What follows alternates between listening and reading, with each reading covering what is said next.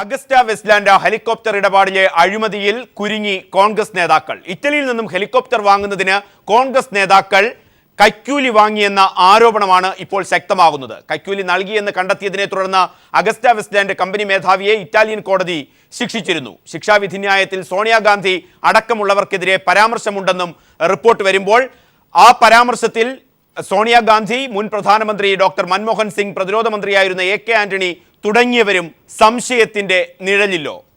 ജ്യോതികുമാർ ചാമക്കാല, താങ്കൾ ഇന്ന് പുതിയ കോൺഗ്രസ് നേതാക്കൾ ആ തരത്തിലാണ്. താങ്കളുടെ പ്രവർത്തന പാരമ്പര്യം വളരെ ശക്തമായി നിലനിൽക്കുമ്പോൾ തന്നെ കോൺഗ്രസിന്റെ വക്താവ് എന്നുള്ള രീതിയിൽ ഏറ്റവും പുതുതായി അഭിപ്രായങ്ങൾ പറയുമ്പോൾ AK ആന്റണിയുമായും VM സുധീരനുമായും ഏറ്റവും അടുത്ത് പ്രവർത്തിക്കുന്ന കോൺഗ്രസ് നേതാക്കളിൽ ഒരാൾ. അതിൻ്റെ കോൺഗ്രസിന്റെ രാഷ്ട്രീയ അകത്തളങ്ങളിൽ ഉപജാപങ്ങൾക്കും, ഞാൻ അങ്ങനെ പറയുന്നുണ്ട്, വിഷമമില്ലല്ലോ, ഉപജാപങ്ങൾക്കൊപ്പം നയരൂപീകരണ സമിതികളിലും ആന്റണിക്കും സുധീരനും ഒപ്പം പ്രവർത്തിക്കുന്ന നേതാവെന്നുള്ള രീതിയിൽ മറുപടി പറയാൻ ഏറ്റവും ബാധ്യത താങ്കൾക്കുണ്ട്. ജ്യോതികുമാർ ചാമക്കാലയ്ക്കൊപ്പം A സജീവൻ, ഫക്രുദ്ദീൻ അലി, റജി ലൂക്കോസ്, പ്രവീൺ പരമേശ്വർ, ഡോക്ടർ വേണുമോഹനും. 12 VIP ഹെലികോപ്റ്റർ വാങ്ങാനുള്ള ഇടപാടിൽ ഇന്ത്യയിലെ രാഷ്ട്രീയ നേതാക്കൾ, പ്രത്യേകിച്ച് കോൺഗ്രസ് നേതാക്കൾ, പേരുകൾ ഏറ്റവും ഉന്നതരുടേതാണ് പരാമർശിക്കപ്പെടുന്നത്. സോണിയാഗാന്ധി, മുൻ പ്രധാനമന്ത്രി ഡോക്ടർ മൻമോഹൻ സിംഗ്, AK ആന്റണിയെയും കൂട്ടിച്ചേർക്കേണ്ടി വരും. അതിൻ്റെ സത്യസന്ധത താങ്കൾ വാദിച്ചാൽ മതി. എത്രമാത്രം സത്യസന്ധതയാണ്? ഇറ്റാലിയൻ കോടതി പറഞ്ഞതുകൊണ്ട് AK ആന്റണിയുടെ സത്യസന്ധത ചോരുമോ? അതിനപ്പുറത്തേക്ക് ഒരു വകുപ്പിന് നേതൃത്വം നൽകുന്ന ആൾ അതിന് എത്രമാത്രം ബാധ്യതയാണ്? അത് പ്രവീണും അതോടൊപ്പം ഫക്രുദ്ദീൻ അലിയും റജി ലൂക്കോസ് അടക്കമുള്ളവർ പറയും. ഡോക്ടർ വേണുമോഹനെ, പൊളിറ്റിക്കൽ സയൻസാണ് താങ്കളുടെ ഹിസ്റ്ററിയാണ്, അപ്പോൾ അദ്ദേഹം നന്നായിട്ട് ചരിത്രവും സംസാരിക്കും. കോൺഗ്രസ് അനുഭാവിയാണ്. ജ്യോതികുമാർ ചാമക്കാലയെ സപ്പോർട്ട് ചെയ്യുകയും ചെയ്യും. കേസ് ഇനി അവതരിപ്പിക്കേണ്ട കാര്യമില്ല, സ്പഷ്ടമാണ്. എന്താണ് AK ആന്റണി പറയുന്നത്, അല്ലെങ്കിൽ കോൺഗ്രസ് ഹൈക്കമാൻഡ് പറയുന്നത്? KPCC secretary Jyothikumar Chamakkala. സാറിൻ്റെ സ്വഭാവശുദ്ധിയെക്കുറിച്ചോ അദ്ദേഹത്തിൻ്റെ പാരമ്പര്യത്തെക്കുറിച്ചോ ഒന്നും ഞാനൊരു സർട്ടിഫിക്കറ്റ് ഗുണമായിട്ടോ ദോഷമായിട്ടോ കൊടുക്കേണ്ട കാര്യമൊന്നുമില്ല. ഇന്ത്യയിലെ ജനങ്ങൾക്ക് മുഴുവൻ അറിയാം. ഒരു ദേശീയ നിലവാരം അല്ലെങ്കിൽ അന്തർദേശീയ തലത്തിൽ തന്നെ ഏറ്റവും നല്ല ഇമേജുള്ള ഒരു നേതാവാണ് ശ്രീ AK ആന്റണി. അദ്ദേഹത്തെ സംബന്ധിച്ച് ഞാനോ പ്രവീണോ പ്രദീപോ ഒന്നും പറഞ്ഞാൽ മാറുന്ന ഇതല്ല അദ്ദേഹത്തെ സംബന്ധിച്ച്. ഇവിടെ ഈ വിഷയത്തെ സംബന്ധിച്ച് 2010 ഇത്തരത്തിലൊരു ഹെലികോപ്റ്റർ വാങ്ങാൻ തീരുമാനിച്ചു. ഇപ്പം നിങ്ങൾ ഈ പറയുന്ന ആരോപണങ്ങൾ, സോക്കോൾഡ് ആരോപണങ്ങൾ, അത് ഇറ്റലിയുടെ ഒരു കോടതി വിധി പ്രഖ്യാപിച്ചു എന്ന് പറയപ്പെടുന്ന വിധിയിൽ മെൻഷൻ ചെയ്തതായി പറയപ്പെടുന്ന കാര്യങ്ങളെക്കുറിച്ചാണ് നമ്മൾ ചെയ്യുന്നത്. നമ്മൾ കേട്ടുകേഴ്വിയുടെ അടിസ്ഥാനത്തിൽ മാത്രമാണ് ഈ ചർച്ച തുടങ്ങിയിരിക്കുന്നത് തന്നെ. അപ്പോൾ ആരുടെയിലും ഇതിൻ്റെ കോപ്പിയില്ല, ആരും ഇതിൻ്റെ ജഡ്ജ്മെൻറ്റ് ഇല്ല. ഞാൻ പറയട്ടെ, ജഡ്ജ്മെൻറ്റ് കോപ്പി ആരുടെയിലും ഇല്ല. ഇതിനകത്ത് എന്താണ് പറഞ്ഞിരിക്കുന്നില്ല, പാസിംഗ് റെഫറൻസ് ആണോ അതോ സാന്ദർഭികവശാൽ പേര് പറഞ്ഞാണോ, പറഞ്ഞിട്ടുണ്ടോ എന്നതിനെ സംബന്ധിച്ച് വ്യക്തതയില്ല. അപ്പോൾ നമ്മൾ ഇല്ലാത്ത ഒരു കാര്യത്തിൻ്റെ സംഭവമുണ്ട്. ഹെലികോപ്റ്റർ മേടിക്കാൻ തീരുമാനിച്ചിരുന്നു, അത് പിന്നീട് ക്യാൻസൽ ചെയ്തിട്ടുണ്ട്, അതൊക്കെ ശരിയാണ്. അതിൻ്റെ വസ്തുതയിലേക്ക് നമുക്ക് കിടക്കാം. പക്ഷേ ഇപ്പോൾ ഈ ചർച്ച യഥാർത്ഥത്തിൽ ഇല്ലാത്ത ഒരു, നമ്മുടെ മുമ്പിൽ വ്യക്തമായ തെളിവുകളില്ലാത്തൊരു വിഷയത്തെക്കുറിച്ചാണ് നമ്മൾ ചർച്ചയിലേക്ക് പോകുന്നത്. അത് എപ്പോഴും പിന്നെ അത്തരം ചർച്ചകൾ ഗുണകരമാകില്ല എന്നുള്ള വിശ്വസിക്കുന്ന ഒരാളാണ് ഞാൻ. പക്ഷേ ഇതിൻ്റെ വിഷയങ്ങളിലേക്ക് കിടക്കുമ്പോൾ 2010 12 ഹെലികോപ്റ്റർ വാങ്ങാൻ തീരുമാനിച്ചിരുന്നു, ശരിയാണ്. അത് 2014 അത് 13 തന്നെ ക്യാൻസൽ ചെയ്തിട്ടുണ്ട്. അതിന് വ്യക്തമായി അതിനെക്കുറിച്ച് വളരെ ഡീപ്പായി പറയാമെങ്കിൽ ഇപ്പം തന്നെ പറയാം.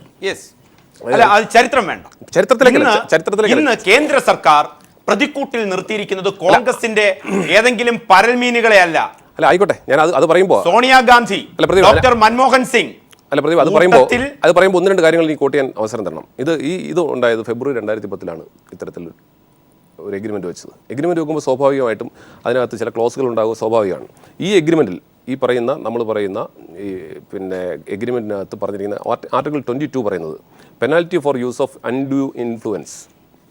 അത് പറയുന്നത് this clause entitles the buyer to cancel the contract with the seller and recover money of any loss arising from such cancellation.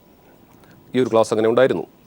Article 23 പറയുന്നത് it's mandate that the seller to disclose and confirm engagements of any individual or agency or firm to deal on behalf of the seller with the government of India. ഞാൻ 2 ക്ലോസുകൾ പറയുന്നതിന് കാരണമുണ്ട്, അതുകൊണ്ട്. അടുത്തത്, അതുപോലെ തന്നെ ഈ company തന്നെ ഇൻറ്റഗ്രിറ്റി പാക്ട് ഗവൺമെൻറ് ഓഫ് ഇന്ത്യയുമായി സൈൻ ചെയ്തിരുന്നു. അപ്പോൾ ഇതൊക്കെ കഴിഞ്ഞിട്ട് 2010 ഇത് വന്നത്. തിരിച്ച് ഒരു തർക്കം വന്നപ്പോൾ ഒരു പത്രത്തിലൊരു വാർത്ത വന്നതിൻ്റെ അടിസ്ഥാനത്തിലാണ് നമ്മൾ ഇതിൽ നിന്ന് പിന്മാറിയത്. 2013 മീഡിയ റിപ്പോർട്ട് വന്നതിൻ്റെ അടിസ്ഥാനത്തിൽ ഇത് ക്യാൻസൽ ചെയ്യാൻ തീരുമാനിച്ചു. ഈ എഗ്രിമെൻറ്റ്, അതായത് അതിന് കൃത്യമായ കാര്യം പറഞ്ഞ ഇൻറ്റഗ്രിറ്റി ആക്ട് വയലേറ്റ് ചെയ്തു എന്നുള്ളതുകൊണ്ടാണ് ഈ എഗ്രിമെൻറ്റ് ക്യാൻസൽ ചെയ്തത്. ആ എഗ്രിമെൻറ്റ് ക്യാൻസൽ, അപ്പോൾ എന്തിൻ്റെ പേരിലായാലും ഒരു എഗ്രിമെൻറ്റ് വെച്ചു, എഗ്രിമെൻറ്റിലെ ക്ലോസിൻ്റെ വയലേഷൻ കണ്ടു എന്ന് വ്യക്തമായപ്പോൾ അപ്പോൾ തന്നെ ശ്രീ എ കെ ആന്റണിയുടെ നേതൃത്വത്തിലുള്ള ഡിഫൻസ് മിനിസ്ട്രി ഇത് ക്യാൻസൽ ചെയ്തു. ക്യാൻസൽ ചെയ്തതിന് ശേഷം വീണ്ടും 2013 ഫെബ്രുവരിയിൽ വീണ്ടും CBI വിട്ടു. കേസ് അന്വേഷിക്കാൻ വേണ്ടി CBI വിട്ടു. 2013 മാർച്ചിൽ ഗവൺമെന്റ്, അന്നത്തെ UPA ഗവൺമെന്റ് ഇനിഷ്യേറ്റീവ് എടുത്തിട്ട് നമുക്കൊരു ജോയിന്റ് പാർലമെന്ററി കമ്മിറ്റി ആകാം എന്ന് പറഞ്ഞു. അന്ന് BJP അതിന് തയ്യാറായില്ല. അതിനോട് പ്രതികരിച്ചതുമില്ല, അതിനോട് തയ്യാറായതുമില്ല എന്നുള്ള വസ്തുത. അത് കഴിഞ്ഞു. 2010 ഇതിലാണ് നമ്മൾ അതിനെ ബ്ലാക്ക് ലിസ്റ്റ് ചെയ്യാൻ തീരുമാനിച്ചത്. 2014 ഫെബ്രുവരിയിൽ ബ്ലാക്ക് ലിസ്റ്റ് ചെയ്തു. അത്രയും കാര്യം വ്യക്തമാണ്. അതായത് UPA സർക്കാർ എടുത്തിട്ടുള്ള ശക്തമായ നിലപാടുകളാണ് ജ്യോതികുമാർ ചാമക്കാല അവതരിപ്പിക്കുന്നത്. അത് കൃത്യമായി അത്തരത്തിൽ പറയാൻ കഴിയുമോ? പ്രവീൺ എന്താ പറയാനുള്ളത്? 5 കാരണങ്ങൾ കൊണ്ട് ഇതിനുള്ളിൽ അഴിമതി ഉണ്ടെന്ന് പറയാം. ഒന്ന്, ഇത് ആദ്യമായി ട്രിഗർ ചെയ്യപ്പെട്ടത് ഇറ്റലിയിൽ നിന്നാണ്. 2013 ഇവിടുത്തെ ഒരു മാധ്യമമോ അല്ലെങ്കിൽ ഇന്ത്യയിലെ ഒരു രാഷ്ട്രീയ പാർട്ടിയോ അല്ല ഇതിനുള്ളിൽ അഴിമതി ഉണ്ട് എന്ന് പറഞ്ഞത്, മറിച്ച് ഇറ്റലിയിൽ നിന്നാണ് ട്രിഗർ ചെയ്യപ്പെട്ടത്. അതുകൊണ്ട് തന്നെ നമ്മുടെ ഒരു രാഷ്ട്രീയ പഴിചാരല ഇതിനെ കാണാൻ കഴിയില്ല. ഒന്ന്. 2, ജ്യോതികുമാർ സാറ് ഏറ്റവും മഹാനെന്ന് സൂചിപ്പിച്ച AK ആന്റണി സാറിന്റെ തന്നെ വാക്ക് കോട്ട് ചെയ്യുകയാണെങ്കിൽ മാർച്ച് 25, 2013 കേരളത്തിലെ ഇന്ത്യയിലെ എല്ലാ മാധ്യമങ്ങളിലും വന്ന ഒരു കോട്ടുണ്ട്. അതിൽ അദ്ദേഹം പറയുന്ന വാക്കുകൾ കൃത്യമായി പറഞ്ഞാൽ, I have a feeling that somebody has taken money in the helicopter deal. That means the corruption has already happened. അപ്പോൾ അത് AK ആന്റണി സാർ തന്നെ വൗച്ച് ചെയ്യുന്നതാണ് കറപ്ഷൻ അവിടെ സംഭവിച്ചു എന്നുള്ളത്. ഇനി 3, 3600 കോടി രൂപയുടെ ഒരു ഡീല് ഇന്ത്യ ഗവൺമെന്റ് സ്ക്രാപ്പ് ചെയ്യുന്നു, കൊടുത്ത പൈസ തിരിച്ച് നമ്മൾ റിക്കവർ ചെയ്യുന്നു. 4, ഈ പറയുന്ന ഡീല് നമ്മൾ പറയുന്ന അഗസ്റ്റ വെസ്റ്റ്ലാൻഡ് എന്ന കമ്പനി ഉണ്ടെങ്കിലും ആ കമ്പനിയുടെ ഇന്ത്യയിലെ ഡീലറായി നിന്നത് അല്ലെങ്കിൽ ഇന്ത്യയുടെ ഫേസായി നിന്നിരിക്കുന്ന കമ്പനി IDS ഇൻഫോടെക് ആണ്. ഈ IDS ഇൻഫോടെക്കിന്റെ ഡയറക്ടർമാരിൽ ഒരാൾ സതീഷ് ബർഗോഡിയാണ്. സതീഷ് ബർഗോഡിയ എന്ന് പറയുന്നത് യൂണിയൻ കോൾ മിനിസ്റ്റർ ആയിരുന്ന സന്തോഷ് ബർഗോഡിയയുടെ ബ്രദറാണ്. യൂണിയൻ കോൾ മിനിസ്റ്റർ വെറുതെ ആയിരുന്നതല്ല, 600 കോടി രൂപയുടെ ആരോപണം കൂടെ കേട്ട യൂണിയൻ കോൾ മിനിസ്റ്ററുടെ ബ്രദറാണ്. ഇത് മറ്റൊരു കാരണം. ഇനി ഏറ്റവും അവസാനത്തെ കാരണം പറഞ്ഞു കഴിഞ്ഞാൽ, ഈ പറഞ്ഞ 2 ദിവസം മുമ്പ് ഇതിൻ്റെ ഒരു ഭാഗമായി ഇറ്റലിയുടെ ഈ അഴിമതിയുടെ ഭാഗമായി നിന്ന 2 പേരെ ഇറ്റാലിയൻ കോടതി ശിക്ഷിച്ചിരിക്കുന്നു. അപ്പോൾ ഈ കാരണങ്ങളൊക്കെ കൊണ്ട് തന്നെ, ഈ 5 കാരണങ്ങൾ കൊണ്ടും അഴിമതി ഇവിടെ നടന്നിട്ടുണ്ട് എന്നുള്ളത് സുവ്യക്തമാണ്. ഇറ്റലിയിലെ ഒരു വിഭാഗം ആൾക്കാർ മാത്രം വിചാരിച്ചു കഴിഞ്ഞാൽ, അല്ലെങ്കിൽ അവിടുത്തെ കമ്പനിയുടെ ആൾക്കാർ, ഇപ്പം ശിക്ഷിക്കപ്പെട്ട ഒരാൾ കമ്പനിയുടെ CEO ആണ്, ആ CEO മാത്രം വിചാരിച്ചു കഴിഞ്ഞാൽ അയാൾക്ക് സ്വയം അഴിമതി നടത്താൻ കഴിയില്ലല്ലോ. അയാൾ അഴിമതി നടത്തേണ്ടത് എന്തിനു വേണ്ടിയാണ്? ഇന്ത്യയിൽ നിന്നും ഈ ഡീല് പോച്ച് ചെയ്തെടുക്കുന്നതിന് വേണ്ടിയല്ലേ അഴിമതി നടത്തേണ്ടത്? അത് ആരുമായിട്ടാണ് ഡീൽ ചെയ്യേണ്ടത്? ഇന്ത്യയിലെ ആൾക്കാരുമായിട്ടല്ലേ ഡീൽ ചെയ്യേണ്ടത്? അപ്പൊ 2 പോയിന്റുകൾ പ്രദീപ് അവിടെ കണക്കാക്കുക. ഒന്ന്, ഞാൻ ഈ പറഞ്ഞ 5 കാരണങ്ങൾ കൊണ്ട് തന്നെ അഴിമതി നടന്നു എന്നത് നമുക്ക് സുവ്യക്തമാണ്. ഈ അഴിമതിയുടെ ഇറ്റാലിയൻ കൗണ്ടർ പാർട്ടുകൾ കൃത്യമായ രീതിയിൽ അറസ്റ്റ് ചെയ്യപ്പെട്ട് കഴിഞ്ഞു, ശിക്ഷിക്കപ്പെട്ട് കഴിഞ്ഞു. അപ്പൊ അടുത്തുള്ള കൗണ്ടർ പാർട്ടുകൾ ആരാണ്? ഇന്ത്യയിലുള്ള ആൾക്കാരാണ്. ഈ ഇന്ത്യയിലുള്ള ആൾക്കാരെന്ന് പറയുമ്പോൾ ആരാണ്? ഈ പറഞ്ഞ ഡീല് നടന്ന സമയത്ത് ഇന്ത്യ ഭരിച്ചിരുന്ന കക്ഷിയുടെ ആൾക്കാരാണ്. എനിക്കിതിൽ സോണിയാഗാന്ധി എന്നോ അഹമ്മദ് പട്ടേൽ എന്നോ ഓസ്കാർ ഫെർണാണ്ടസ് എന്ന പേരുകൾ ഞാൻ പറയില്ല, കാരണം എനിക്കറിയില്ല. അവർക്കെതിരെ കൃത്യമായ രീതിയിൽ തെളിവുകളില്ല. ഈ പറഞ്ഞ കോടതി വിധിയിൽ തന്നെ കൃത്യമായ പ്രൂഫുകൾ കാണിച്ചിട്ടില്ല. പക്ഷേ എന്ന് തന്നെയാണ് ഞാൻ വിശ്വസിക്കുന്നത്. പക്ഷേ അന്ന് ഭരിച്ചിരുന്ന കോൺഗ്രസിന്റെ ഭാഗത്തു നിന്നുള്ള ഒരു വിഭാഗം ആൾക്കാർ, കോൺഗ്രസ് പാർട്ടിയുടെ ഭാഗത്തു നിന്നുള്ളവർ ഈ ഡീലിന്റെ ഭാഗമായി കറപ്റ്റഡ് ആണ് എന്ന് നമുക്ക് ഈ പ്രൂഫുകൾ കൊണ്ട് തെളിയിക്കാൻ തന്നെ കഴിയും. അതുകൊണ്ട് ഞങ്ങൾ കൊടുത്ത പൈസ തിരിച്ചു മേടിച്ചു, ഡീല് സ്ക്രാപ്പ് ചെയ്തു, അന്വേഷണത്തിന് ഉത്തരവിട്ടു പോലുള്ള കാര്യങ്ങൾ മാത്രം ഉയർത്തിക്കൊണ്ട് പുണ്യാളന്മാരാവാൻ കോൺഗ്രസിന് കഴിയില്ല. പറയുമ്പോഴും ഒരു കാര്യം കൂടെ മറക്കരുത്, ഈ പറഞ്ഞ കമ്പനിയെ കരിമ്പട്ടികയിൽ പെടുത്തിയതിനു ശേഷം അവരുമായി ഡീല് വെക്കാം എന്ന് പറഞ്ഞ BJPയും ഇവിടെ ഉണ്ടേ. 2 വർഷമായിട്ട് ഇവരെ ഭരിക്കുന്നതും NDA ആണ്. ഇവരെന്തുകൊണ്ട് ഇത്രയും വലിയൊരു ഡീൽ? ഇന്ന് സുബ്രഹ്മണ്യ സ്വാമിയൊക്കെ ഘോര പ്രഭാഷണമായിരുന്നല്ലോ. ഇവരൊക്കെ കഴിഞ്ഞ 2 വർഷമായിട്ട് ഇന്ത്യയിൽ തന്നെ ഉള്ളവരാണ്. ഇവരെന്തുകൊണ്ട് ഇതിനെ കൃത്യമായി അന്വേഷിച്ചെടുത്തില്ല, എന്തുകൊണ്ട് തെളിയിച്ചില്ല എന്നുള്ളത് കാണുമ്പോൾ ഇവർക്കും ഇതിൽ ഒരു ബന്ധമുണ്ടോ എന്ന് നമ്മൾ സംശയിക്കേണ്ടിയിരിക്കുന്നു. അതായത് പ്രവീൺ പറയുന്നത് ജ്യോതികുമാർ ചാമക്കാല, ഫക്രുദ്ദീൻ, ഇതിലൊരു രാഷ്ട്രീയം, ആ കൃത്യമായ ഫാക്ട്സ് ആണ് പ്രവീൺ അവതരിപ്പിക്കുന്നത്. അങ്ങനെയാണെങ്കിൽ പ്രവീൺ സൂചിപ്പിക്കുന്നത് ജ്യോതികുമാർ ചാമക്കാല പറഞ്ഞ കാര്യങ്ങൾ 2010 കരാറുണ്ടാകുന്നു, അത് AK ആന്റണി തന്നെ പറയുന്നു, അഴിമതി ഉണ്ട്. പ്രവീൺ സൂചിപ്പിച്ച ആ കോട്ടുകൾക്കൊപ്പം അത് മാത്രമല്ല, ആന്റണി കേരളത്തിൽ വന്ന് പത്രസമ്മേളനം നടത്തി പറഞ്ഞത് എന്താണ്? ഗുരുതരമായ അഴിമതി നടന്നിട്ടുണ്ട്. നാം എല്ലാവരും റിപ്പോർട്ട് ചെയ്തതാണ് കേരളത്തിലെ ആന്റണിയുടെ വാർത്താ സമ്മേളനം. ഗുരുതരമായ അഴിമതി നടന്നിട്ടുണ്ട്. എവിടെയാണ് വാർത്താ സമ്മേളനം നടത്തിയത് ജ്യോതികുമാർ ചാമക്കാല? പ്രവീൺ സൂചിപ്പിക്കുന്ന ഇന്റർനാഷണൽ മീഡിയാസിൽ വന്ന വാർത്തകൾക്കൊപ്പം കേരളത്തിൽ വെറും പത്രസമ്മേളനമല്ല, കൊച്ചിയിലെ നേവൽ ആസ്ഥാനത്ത് നാവിക ആസ്ഥാനത്ത് നടത്തിയ വാർത്താ സമ്മേളനത്തിൽ പങ്കെടുത്തുകൊണ്ട് ആന്റണി പറഞ്ഞു അഴിമതി നടന്നിട്ടുണ്ട്. ഇവിടുത്തെ പ്രധാന കാര്യം അതാണ്. 2010-ലോ 2013-ലോ അതിനപ്പുറത്തേക്ക് പ്രവീൺ സൂചിപ്പിക്കുന്ന ഫാക്സും അന്നത്തെ പ്രതിരോധ മന്ത്രിയായിരുന്ന ആന്റണി പറയുന്നതും അഴിമതി നടന്നിട്ടുണ്ട്. അങ്ങനെയാണെങ്കിൽ ഇറ്റാലിയൻ കോർട്ട് ഒറ്റയ്ക്കായി നടത്താൻ കഴിയുമോ? ഇറ്റാലിയൻ കോർട്ട്, താങ്കൾ പറയുന്ന സാങ്കല്പിക കഥയല്ല, ഇറ്റലിയിലെ വിചാരണ കോടതി, നമ്മുടെ ഇവിടുത്തെ ഭാഷയാണ് ഞാൻ ഉപയോഗിക്കുന്നത്, പ്രൈമറി കോർട്ട് താങ്കൾ പറയുന്ന വാദഗതികളൊക്കെ അംഗീകരിച്ചുകൊണ്ട് കുറ്റവിമുക്തരാക്കി. ഒന്ന് കൂടി ചേർക്കണം, ഇറ്റലിയിൽ ഈ കോർട്ട് എന്ന് പറയുന്നത് ഇന്ത്യയിലെ ജുഡീഷ്യറി എടുത്തു കഴിഞ്ഞാൽ ഇവിടുത്തെ ഹൈക്കോടതി തുല്യമാണ്. ആദ്യം വെറുതെ വിടുന്നു, അപ്പലേറ്റ് കോടതിയാണ് ഇന്ന് ശിക്ഷിച്ചിരിക്കുന്നത്. പ്രവീൺ സൂചിപ്പിക്കുന്നത് ജ്യോതികുമാർ ചമക്കാല അവിടെയാണ്. അഴിമതി നടന്നുവെന്ന് കോടതി കണ്ടെത്തുന്നു, ഒരു ഭാഗം ആൾക്കാരെ ശിക്ഷിക്കുന്നു അപ്പലേറ്റ് കോടതി.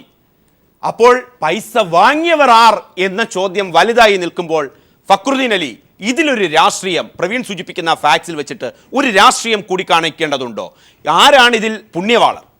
ഫാക്ടിന്റെ വഴിക്ക് നിൽക്കും ജ്യോതികുമാർ ചാമക്കാലനെ പോലുള്ള ആളുകൾ. അതിപ്പോൾ ഇവരെ കണ്ണിന്റെ മുന്നിൽ വെട്ടിക്കളഞ്ഞാലും ഒരാളെ തല വെട്ടിക്കഴിഞ്ഞാൽ ഇവർ തല വെട്ടിയിട്ടൊന്നുമില്ല, അതൊക്കെ നിങ്ങൾക്ക് അങ്ങനെ തോന്നിയതാണ്, മറ്റേതാണെന്നൊക്കെ പറയും. അതൊക്കെ സ്വാഭാവികം, അതൊക്കെ അങ്ങനെ പോകും.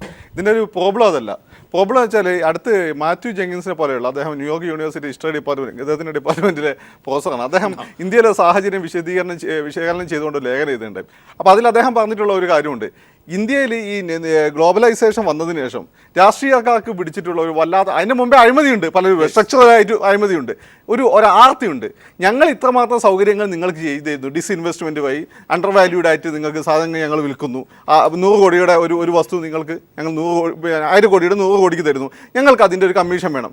ഈ രീതിയിലുള്ള ഒരു ഡീലിംഗ് ഇവിടെയുള്ള കോർപ്പറേറ്റുകളും അല്ലെങ്കിൽ പുറത്തുള്ള കോർപ്പറേറ്റുകളും നമ്മുടെ രാഷ്ട്രീയക്കാരും നമ്മൾ നടക്കുന്നുണ്ട്. അതിൽ കോൺഗ്രസ് എന്നോ BJP എന്നോ വ്യത്യാസമില്ല, അതിൻ്റെ ഒരു ഭാഗം മാത്രമാണ് ഇത്. ഇതിൽ BJPനെ നമുക്ക് മാറ്റി നിർത്താമായിരുന്നു. ഈ കമ്പനിയായിട്ട് BJP ഡീലിങ്സ് പുനരാരംഭിച്ചില്ല, അത് BJP റെഡിയാണ്.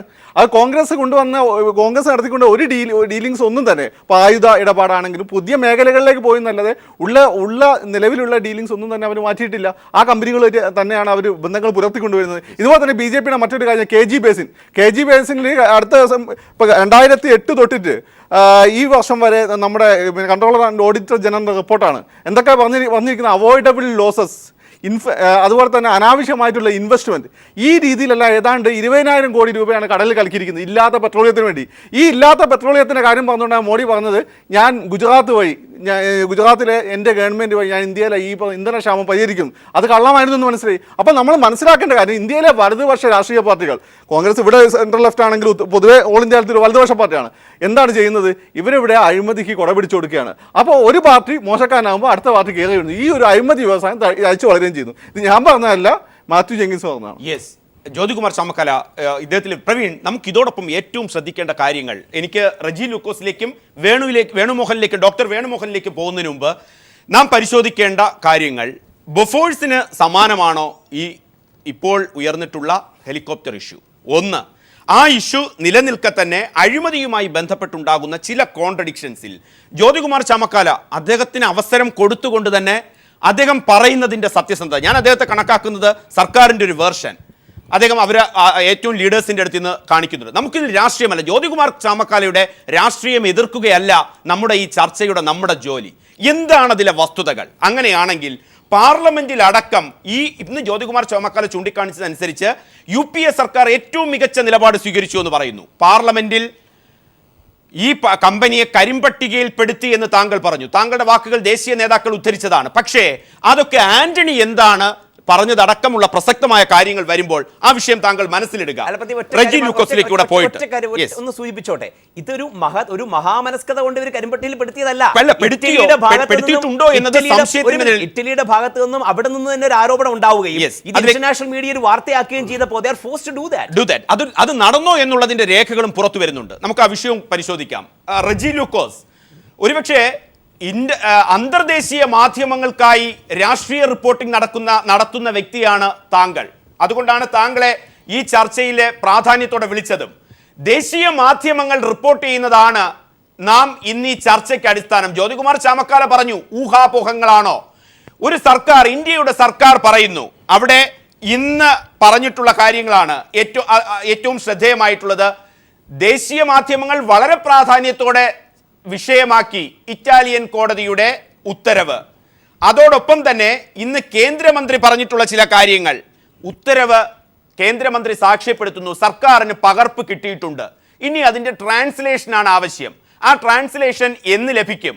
ഇത് പ്രതിപക്ഷം സർക്കാരിനോട് ചോദിച്ചതാണ്. 8-10 ദിവസമെടുക്കും അതിൻ്റെ ട്രാൻസ്ലേഷൻ കൃത്യമായി ലഭിക്കാൻ. അങ്ങനെയാണെങ്കിൽ ഈ വാർത്ത വളരെ ശക്തമായി വരുംകാല രാഷ്ട്രീയത്തിൽ ചർച്ചയാകും. ദേശീയ മാധ്യമങ്ങളടക്കം ഇത്തരം വാർത്ത റിപ്പോർട്ട് ചെയ്യുമ്പോൾ അഗസ്റ്റ വെസ്റ്റ്ലാൻഡ് അഴിമതി, ആ അഴിമതിയിൽ കോടിക്കണക്കിന് രൂപയുടെ കമ്മീഷൻ പറ്റുന്ന സാഹചര്യം, അത് എത്രമാത്രം യാഥാർത്ഥ്യമാണ്? അഴിമതിയുടെ കച്ചവടത്തിന്റെ വൻകിട കച്ചവടത്തിന്റെ ഇടനാഴികളിൽ നമുക്ക് ലഭിക്കുന്ന സൂചനകൾ. റജി ലൂക്കോസ്.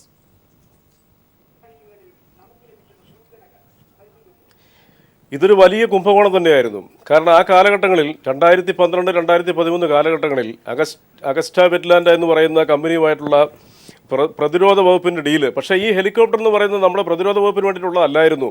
ഇത് ഇന്ത്യയിലെ VVIPകൾക്ക് ഉപയോഗിക്കാനുള്ള ഹെലികോപ്റ്ററുകളുടെ ഒരു പർച്ചേസ് ആയിരുന്നത്. അന്നത്തെ ഇറ്റാലിയൻ മാധ്യമങ്ങൾ മുഴുവൻ ഇത് റിപ്പോർട്ട് ചെയ്യുകയും ഈ കമ്പനിയുടെ ചീഫ് എക്സിക്യൂട്ടീവ് ഓഫീസർ സഹിതം 2 ഉദ്യോഗസ്ഥരെ അറസ്റ്റ് ചെയ്ത് ജയിലിലടയ്ക്കുകയും ചെയ്തു. ഇന്ത്യയുടെ അന്നത്തെ പ്രധാനമന്ത്രിയായിരുന്ന മൻമോഹൻ സിംഗിൻ്റെ കീഴിൽ അന്ന് പ്രതിരോധ വകുപ്പ് മന്ത്രിയായിരുന്ന AK ആന്റണി തിരുവനന്തപുരത്ത് നടത്തിയൊരു പത്രസമ്മേളനത്തിൽ ഈ കുംഭകോണത്തിൻ്റെ വ്യാപ്തിയെക്കുറിച്ച് സൂചിപ്പിച്ചിരുന്നു. രണ്ടാമത് അന്ന് മാധ്യമങ്ങൾ റിപ്പോർട്ട് ചെയ്തത് സോണിയാഗാന്ധിയുടെ പൊളിറ്റിക്കൽ സെക്രട്ടറിയായ അഹമ്മദ് പട്ടേൽ ഇതിൻ്റെ ഒരു പങ്ക് ഏതാണ്ട് 60 കോടിയോളം രൂപ കൈപ്പറ്റിയെന്നും മറ്റു പലരും ഇതിൻ്റെ ഇടനിലക്കാരിലേക്ക് ഏതാണ്ട് 100 കോടിയോളം രൂപയോളം ഒഴുകിയെന്നുമാണ്. പിന്നെ ഇവർ പറയുന്ന ഒരു നിസ്സഹായാവസ്ഥ എന്ന് പറയുന്നത് ബഹുമാനപ്പെട്ട ജ്യോതികുമാർ ചാമക്കാലയുടെ ഒരു നിസ്സഹായാവസ്ഥ നമുക്ക് മനസ്സിലാക്കാൻ പറ്റും. ആ തരത്തിൽ അദ്ദേഹത്തിന് ഒരു വിട്ടുവീഴ്ച കൊടുക്കണം. കാരണം ഇലക്ഷൻ അടുത്ത് വരികയാണ്. പിന്നെ AK ആന്റണിയെ സംബന്ധിച്ചുള്ള എനിക്ക് ഒരു കാര്യത്തോട് പറയാനുണ്ട്. PV നരസിംഹറാവുവിൻ്റെ കാലത്ത് അന്ന് അദ്ദേഹം പൊതുവിതരണ ഭക്ഷ്യ വകുപ്പിൻ്റെ കേന്ദ്രമന്ത്രിയായിരുന്നു. അന്ന് 5000 കോടി രൂപയുടെ ഇന്ത്യ അതുവരെ ദർശിച്ചിട്ടുള്ള ബോഫോഴ്സിനേക്കാളും വലിയൊരു തട്ടിപ്പ് ആയ പഞ്ചസാര കുംഭകോണത്തിൻ്റെ ഫയൽ ഇദ്ദേഹത്തിൻ്റെ മുമ്പിൽ വന്നപ്പോൾ ഉദ്യോഗസ്ഥർ ഒന്നടങ്കം പറഞ്ഞു, സാർ ഇതിനകത്ത് അഴിമതിയുണ്ട്, അത് വകവയ്ക്കാതെ ആന്റണി ഒപ്പിട്ട് കൊടുത്തു.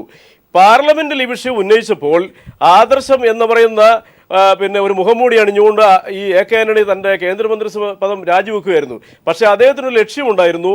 ദിവസങ്ങൾക്കുള്ളിൽ അദ്ദേഹം 12 ലക്ഷം രൂപ മുടക്കി, അതായത് കേന്ദ്ര ഗവൺമെൻറ് 12 ലക്ഷം രൂപ മുടക്കി സ്വന്തമായിട്ടൊരു ചാർട്ടേഡ് ഫ്ലൈറ്റിൽ അദ്ദേഹം തിരുവനന്തപുരത്ത് ലാൻഡ് ചെയ്ത് കൂളായിട്ട് കേരളത്തിൻ്റെ മുഖ്യമന്ത്രി പദത്തിലിരുന്നു. അതൊക്കെ ചരിത്രമാണ്.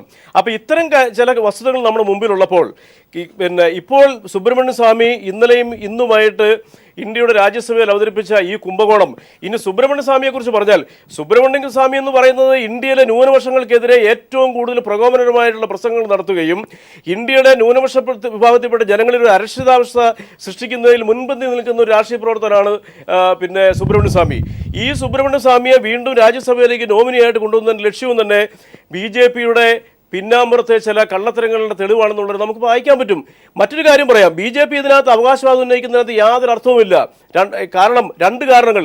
ഒന്ന്, ഈ കമ്പനിയെ AK ആന്റണി ഈ കുംഭകോണം വെളി വന്നപ്പോൾ കരിമ്പട്ടിയിൽ പെടുത്തുകയും അവരുടെ കരാർ റദ്ദാക്കുകയും ചെയ്തു. ഈ കരിമ്പട്ടിയിൽപ്പെടുത്തിയ ഈ കമ്പനിയെ BJP ഗവൺമെൻറ് അധികാരം ഇപ്പോൾ ഏറ്റപ്പോൾ നമ്മുടെ നാവികസേനയുടെ ആയുധ വിപണന രംഗത്തേക്ക് പങ്കെടുക്കുന്നതിനുള്ള ലിസ്റ്റിൽ അവരെ ലിസ്റ്റ് ചെയ്തു. അപ്പോൾ BJPക്ക് ഈ കുംഭകോണവുമായിട്ട് വിദൂരമായിട്ടെങ്കിലും ബന്ധമുണ്ടെന്ന് ആരെങ്കിലും സംശയിച്ചാൽ നമുക്ക് തെറ്റു പറയാൻ പറ്റുമോ? BJPയുടെ പാരമ്പര്യം എടുക്കൂ. BJPയുടെ ദേശീയ പ്രസിഡന്റായിരുന്ന ബംഗാരു ലക്ഷ്മൺ ഇന്ത്യയുടെ ചരിത്രത്തിൽ ആദ്യമായിട്ടൊരു വിഷ്വൽ മീഡിയ തെഹൽക്കയാണെന്ന് എൻ്റെ ഓർമ്മ, സ്റ്റിംഗ് ഓപ്പറേഷനിലൂടെ 1 ലക്ഷം രൂപ കൈക്കൂലി മേടിക്കുന്ന നാണം കെട്ട സീൻ ഇന്ത്യ മുഴുവൻ കണ്ടു. ഇപ്പോൾ ഈ അടുത്ത കാലത്ത് നടന്നുകൊണ്ടിരിക്കുന്ന ഞാൻ ഒരു ഉദാഹരണം പറയാം. അതായത് വ്യാപം കുംഭകോണം. മധ്യപ്രദേശ് മുഖ്യമന്ത്രിയായിരിക്കുന്ന പൃഥ്വിരാജ് ചവാൻ അദ്ദേഹത്തിൻ്റെ നേരിട്ടുള്ള നിയന്ത്രണത്തിൽ മെഡിക്കൽ വിദ്യാഭ്യാസം ഇല്ലാത്തവരെ കൃത്രിമമായ മാർഗത്തിലൂടെ ഡോക്ടർമാരായി രൂപാന്തരപ്പെടുത്തുന്ന വ്യാപം കുംഭകോണത്തിൽ 48 പേരെ ദുരൂഹ സാഹചര്യത്തിൽ കൊല ചെയ്യപ്പെട്ടു. അത് 2 വൈസ് ചാൻസലർമാർ, 3 ഡീൻ, ഇന്ത്യയിലെ പ്രശസ്തരായ 3 മാധ്യമപ്രവർത്തകർ. ഇത്രയും ആളുകളെ കൊല ചെയ്തതിന് അന്തർദേശീയ മാധ്യമങ്ങളിൽ വന്ന റിപ്പോർട്ട് എന്താണെന്നറിയോ? കൊളംബോയിലെയും മെക്സിക്കോയിലെയും മദ്യരാജാക്കന്മാർ അവർക്കെതിരെ കൈ കൊണ്ടുന്നവരെ കൊല ചെയ്യും. അതിനോട് ഉപമിച്ചുകൊണ്ടാണ് ഈ മധ്യപ്രദേശിലെ വ്യാപം കുംഭകോണം. സജീവൻ താങ്കളിലേക്ക് എത്താൻ അല്പം വൈകി. അത് ചില സാങ്കേതികമായ കാര്യങ്ങളും ഉള്ളത് കൊണ്ടാണ്. സജീവൻ, ഇത്രയ്ക്ക് ആരോപണത്തിന് വിധേയമാകുന്ന ഒരു നേതൃത്വം, അവിടെ അഴിമതി അതിന്റെ നടപടികളെ കുറിച്ചാണ് പറയുന്നത്. അപ്പോഴും അഴിമതി അവിടെ നിലനിൽക്കുന്നുണ്ട്. ഈ പണം എവിടെ പോയി, ആര് വാങ്ങി? ഇത്തരം ചോദ്യങ്ങളുടെ പ്രസക്തി എന്താണ് സജീവൻ? ഇല്ല, പണം വാങ്ങി ആര് വാങ്ങി എന്നുള്ള കാര്യത്തിൽ അവിടെ നിൽക്കട്ടെ. അതിനേക്കാൾ ഇത് നേരത്തെ പ്രവീൺ പറഞ്ഞതിന് തുടർച്ചയായിട്ട് പ്രവീൺ ഇവിടെ നിന്നുള്ള ചില കാര്യങ്ങളാണ് പറഞ്ഞത്. ഇറ്റാലിയൻ അപ്പലേറ്റ് കോടതി പറഞ്ഞൊരു കാര്യമുണ്ട്, വിധിയിൽ പറഞ്ഞൊരു കാര്യം. അത് ചാമക്കാലിനിപ്പോൾ അതിന് തെളിവുണ്ടോ എന്ന് ചോദിച്ചാൽ തെളിവ് ഹാജരാക്കാൻ എനിക്ക് കഴിയില്ല. പക്ഷേ അതിൽ പറയുന്നൊരു പ്രധാനപ്പെട്ട കാര്യം 7.5 മില്യൺ യൂറോ ഈ ഇതിൽപ്പെട്ട പ്രതികളിൽ നിന്ന് തിരിച്ചു പിടിക്കണമെന്ന് പറയുന്നുണ്ട്. അതിൽ പറയുന്ന സൂചന ഈ സംഖ്യ കൈക്കൂലിക്ക് വേണ്ടി കൊടുത്തതാണ്. കൈക്കൂലിക്ക് വേണ്ടി ചെലവഴിച്ച ഈ കാശ് തിരിച്ചു പിടിക്കണമെന്ന് പറയുന്നുണ്ട്. അതിനർത്ഥം ഇത്രയും 7.5 മില്യൺ യൂറോ കൈക്കൂലിയായിട്ട് കൊടുത്തു, എവിടെയോ കൊടുത്തു എന്നുള്ളതാണ്. രണ്ടാമത്തെ കാര്യം, ഇതിന് ഞാൻ വിശ്വസിക്കുന്നത് നേരത്തെ പ്രവീൺ പറഞ്ഞ പോലെ എല്ലാവർക്കും വിശ്വസ്തനായിട്ടുള്ള ശ്രീ AK ആൻ്റണിയുടെ പരാമർശമാണ്.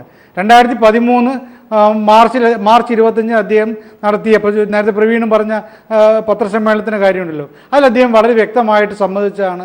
അത് അദ്ദേഹം പ്രതിരോധ മന്ത്രി കൂടിയാണെന്നുള്ളതുകൊണ്ടാണ് അതിൻ്റെ ആധികാരികത നമ്മൾ വിശ്വസിക്കേണ്ടത്. അദ്ദേഹം പറഞ്ഞ കാര്യമാണ് അഴിമതി നടന്നിട്ടുള്ള കാര്യം. അപ്പോൾ ഇത്തരം കാര്യങ്ങൾ, ഈ രണ്ട് കാര്യങ്ങൾ വെച്ചുകൊണ്ട്, ഒന്ന് 2013 AK ആൻ്റണി പറഞ്ഞ കാര്യം, രണ്ടാമത്തത് ഇപ്പോൾ ഈ ഏപ്രിൽ മാസത്തിൽ ഉണ്ടായിട്ടുള്ള വിധിയിൽ ഇറ്റാലിയൻ അപ്പലേറ്റ് കോടതിയുടെ വിധിയിൽ പറയുന്ന കാര്യം 7.5 മില്യൺ യൂറോ തിരിച്ചു പിടിക്കണം എന്ന് പറയുന്ന കാര്യം. അതിനത് ഈ കാരണം കൊണ്ടാണ് പറയുന്നത്, വെറുതെ തിരിച്ചു പിടിക്കും, ഇത് കൈക്കൂലിക്കായിട്ട് ചെലവഴിച്ച കാശാണെന്ന് പറയുന്നു. അപ്പോൾ അതുകൊണ്ട് ഇത് ആർക്കോ കൊടുത്തു എന്നുള്ള കാര്യം ഉറപ്പാണ്. അതിനിപ്പോൾ കൊടുത്തിട്ടുള്ളത് മൻമോഹൻ സിംഗിനാണോ സോണിയാഗാന്ധിക്കാണോ, അത്തരം കാര്യങ്ങളൊക്കെ അന്വേഷണത്തിലൂടെ പുറത്തു വരണം. ഇവിടെ തന്നെ കേരളത്തിൽ ഇന്ത്യയിൽ അന്വേഷണം നടത്തിയതിന് കുറേ കാര്യങ്ങൾ AK ആൻ്റണി CBI അന്വേഷണം മറ്റും പ്രഖ്യാപിച്ചായിരുന്നല്ലോ, നടത്തിയതാണല്ലോ. അപ്പോൾ ഇവിടെ നടത്താം. ഇനിയിപ്പോൾ ഇറ്റാലിയൻ കോടതിയുടെ വിധി വെച്ചുകൊണ്ട് അതിൻ്റെ പശ്ചാത്തലത്തിൽ അന്തർദേശീയമായിട്ട് പോലും നടത്തിയാൽ ഇത് തെളിയിക്കപ്പെടേണ്ട കാര്യമാണ്. നമുക്കറിയാം പല കാര്യങ്ങളും. നേരത്തെ പ്രദീപ് പരാമർശിച്ചു പോയി, ഇത് ബോഫേഴ്സിനേക്കാൾ വലിയ ഒരു കൊള്ളയാണോ അല്ലെങ്കിൽ ഒരു അഴിമതിയാണോ എന്ന് ചോദിച്ചില്ലേ. ബോഫോഴ്സ് പോലെ നമുക്കറിയാവുന്നതാണ്, എത്ര ഭീകരമായിട്ട് കൊടുങ്കാറ്റ് പോലെ വന്നതാണ്. പിന്നീട് അത് എവിടെയെല്ലാമോ തട്ടി ഇല്ലാതായി പോയിരിക്കുന്നു. ഉന്നതങ്ങളിൽ നടക്കുന്ന ഇത്തരത്തിലുള്ള അഴിമതി അത് പലപ്പോഴും പിന്നീട് തെളിവില്ലാത്ത രൂപത്തിൽ കാറ്റായി പോകുന്നൊരവസ്ഥയുണ്ട്.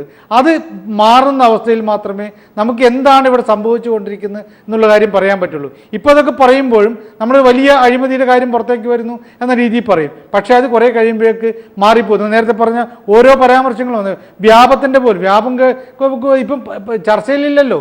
ഇങ്ങനെ പലതും മാറിപ്പോകുന്നുണ്ട്. അപ്പം ഇതുകൊണ്ട് ഇത് ഇറ്റാലിയൻ കോടതിയുടെ കാര്യങ്ങൾ പിന്നെ ന്യായീകരണം. ഇപ്പോൾ പാർലമെൻറ്റിൽ ബഹളം വെച്ചിട്ട് സ്വാമിയുടെ പരാമർശം രേഖകളിൽ നിന്ന് മാറ്റി എന്നൊക്കെ പറഞ്ഞ് അതൊരു ബഹളത്തിൽ, ഒരു അഴിമതി ആരോപണം വരുമ്പോൾ ബഹളത്തിലൂടെ അതിനെ ചെറുക്കുക എന്നതിനപ്പുറത്തേക്ക് ആര് ചെയ്താലും ചെയ്തില്ലെങ്കിലും, സോണിയാഗാന്ധി ഇത് ചെയ്തു എന്ന് ഞാൻ വിശ്വസിക്കുന്നില്ല. പക്ഷേ അത് ചെയ്തോ ഇല്ലയോ എന്ന് അറിയണമല്ലോ. മൻമോഹൻ സിംഗ് ചെയ്തോ ഇല്ലയോ എന്നറിയില്ല. അഹമ്മദ് പട്ടേൽ ഇത്രയും കോടികൾ വാങ്ങിയെന്നുള്ള കാര്യം നമുക്കറിയില്ല. പക്ഷേ അറിയേണ്ടത് നമ്മുടെ ഇന്ത്യക്കാരായിട്ടുള്ള ഇവിടുത്തെ ഇന്ത്യയിലെ പൗരന്മാരായിട്ടുള്ള ആളുകളുടെ ബാധ്യതയാണ്. അവർക്ക് അതിനുള്ള അവകാശമുണ്ട്. അതിന് അവസരം സൃഷ്ടിക്കലാണ് നമ്മുടെ ഈ ജനപ്രതിനിധികളുടെയും നമ്മുടെ ഈ ഭരണ സംവിധാനത്തിൻ്റെയും. അതാണ് ഡോക്ടർ വേണുമോഹൻ. അത്തരമൊരു കടമ നിർവഹിക്കാൻ അന്ന് ആന്റണി പറയുമ്പോൾ ഇറ്റാലിയൻ കോടതിയിൽ ആ നടപടിക്രമങ്ങൾ പൂർത്തിയായി, അപ്പലേറ്റ് കോടതിയിലെത്തി, ശിക്ഷയും വന്നു. അപ്പോഴും ഇന്ത്യയിൽ ഇത് സംബന്ധിച്ച അനക്കമില്ല, ഫ്രീസിങ്ങിലാണ്, ഒച്ചഴയുന്ന വേഗത്തിൽ പോകുന്നു. ശരിയാണോ? വളരെ പെട്ടെന്ന് പ്രതിഭ, ഇതിനകത്ത് നമ്മൾ മനസ്സിലാക്കേണ്ടത് ഈ അഗസ്റ്റ വെസ്റ്റ്ലാൻഡ് കമ്പനി എന്ന് പറയുന്നത് മോശം ഒരു കമ്പനി അല്ല. നമ്മളെല്ലാം ഇരുട്ടും കൊണ്ട് വയ്ക്കുന്ന മാർഗം മാറ്റണം. അവർ നല്ല ഒരു ഹെലികോപ്റ്റർ കമ്പനിയാണ്. ഇത് നമ്മൾ ഇന്ത്യ മഹാരാജ്യവും അവരുമായിട്ട് ഡീൽ ചെയ്യുന്നത് 1999-2004 കാലഘട്ടത്തിൽ വാജ്പേയി സർക്കാരിൻ്റെ കാലത്ത് തന്നെ തുടങ്ങിയ ഡീലിലാണ്.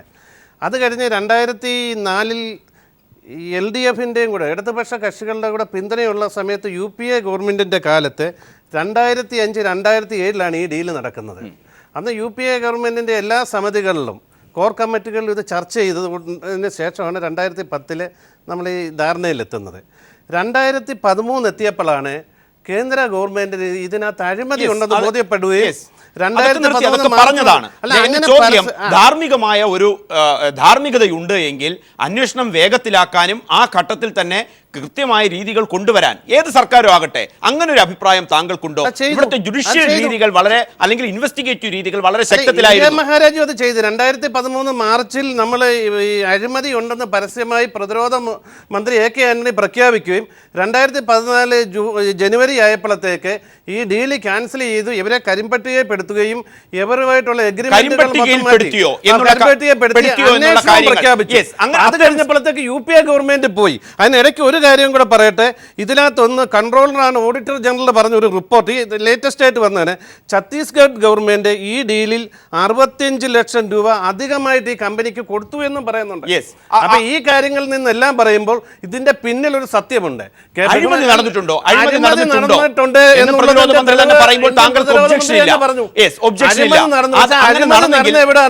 ഉദ്യോഗ തലത്തിലാണോ ഇത്തരം അഴിമതികൾ എപ്പോഴും കൂട്ടിച്ചേർക്കുക? അതോടൊപ്പം തന്നെ ഇത്തരം വസ്തുതകൾ വരുമ്പോൾ പാർലമെന്റിൽ അടക്കം ഇന്നടുത്ത നിലപാടുകളിൽ സംശയത്തിന്റെ മുൾമുനയിൽ UPA-യുടെ നേതാക്കൾ ഏതൊക്കെ തരത്തിൽ വരും? അഗസ്റ്റ വെസ്റ്റ്ലാൻഡ് ഹെലികോപ്റ്റർ ഇടപാടിൽ കോൺഗ്രസിന്റെ ഉന്നത നേതാക്കൾ കമ്മീഷൻ വാങ്ങി എന്നുള്ള ആരോപണം വളരെ ശക്തമായി നിലനിൽക്കുമ്പോൾ ജ്യോതികുമാർ ചാമക്കാല, താങ്കൾ പറഞ്ഞു കരിമ്പട്ടികയിൽ ഉൾപ്പെടുത്തിയത് അടക്കം. ഇന്ന് സർക്കാർ, ഇപ്പോഴത്തെ കേന്ദ്ര സർക്കാർ പുറത്തുവിട്ട രേഖ പ്രകാരം ഫെബ്രുവരി 5 അതിന്റെ സത്യാവസ്ഥയാണ് അറിയേണ്ടത്, അല്ലെങ്കിൽ കോൺഗ്രസിന്റെ വെർഷൻ അപ്പുറം. പക്ഷേ ഇന്ന് അവൈലബിൾ ആയിട്ടുള്ള രേഖ ഫെബ്രുവരി 5, 2014 AK ആന്റണി രാജ്യസഭയിൽ രേഖാമൂലം കൊടുത്ത മറുപടി. ആ മറുപടിയിൽ അദ്ദേഹം പറയുന്നത് അഗസ്റ്റ വെസ്റ്റ്ലാൻഡുമായി ബന്ധപ്പെട്ടാണ്.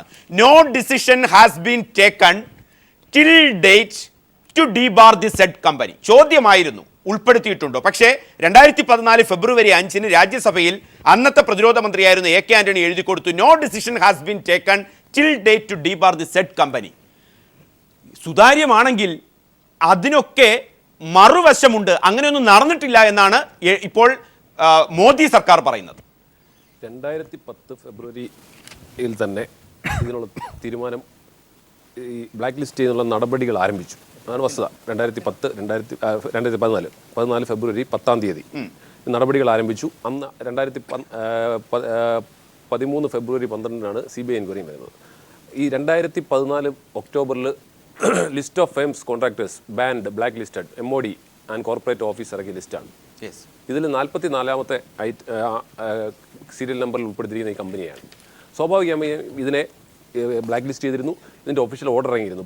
പക്ഷേ മെയ് മാസത്തിൽ അധികാരത്തിൽ വന്ന മോദി ഗവൺമെന്റ് അധികാരത്തിൽ വരുന്നത് മെയ് 26 തീയതിയാണ്. 2014 മെയ് 26. ജൂലൈ മാസം 21 അവർ ഈ ബ്ലാക്ക് ലിസ്റ്റ് ചെയ്ത കമ്പനിയെ തിരിച്ചെടുത്തു എന്ന് മാത്രമല്ല, ഫോറിൻ ഇൻവെസ്റ്റ്മെന്റ് പ്രൊമോഷൻ ബോർഡിനെ കൊണ്ട് പാസ്സാക്കിച്ചിട്ട് Indian rotor craft limited IRL എന്നൊരു കമ്പനി ഉണ്ടാക്കി. ആ കമ്പനിയിൽ ടാറ്റയുമായി ചേർന്ന് ഇന്ത്യയിൽ ഹെലികോപ്റ്റർ നിർമ്മിക്കാൻ AW119 എന്ന് പറയുന്ന ഹെലികോപ്റ്റർ നിർമ്മിക്കാനുള്ള അനുമതി കൊടുത്തു. ആര് കൊടുത്തു? മോദി സർക്കാർ കൊടുത്തു.